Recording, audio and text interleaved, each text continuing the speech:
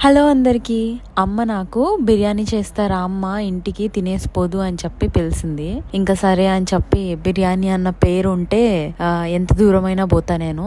అలాంటిది మన ఇంటికి దగ్గరలో ఉన్న అమ్మ వాళ్ళ ఇంటికి వెళ్ళనా, ఇంకా వెంటనే ఎగేసుకొని వెళ్ళినా. కానీ కొన్ని కారణాల వల్ల సడన్ గా అమ్మకి బయటికి వెళ్లాల్సిన పని వచ్చింది. ఇంకా అది తప్పని పని. నేను వెళ్ళాక అమ్మ ఇంకా బయటికి వెళ్ళారు. ఇంకా రాగానే అయ్యో నా బిడ్డ బిర్యానీ తినడం కోసమే వచ్చింది అని చెప్పేసి నా కోసం chicken biryani and chicken 65 order చేశారు.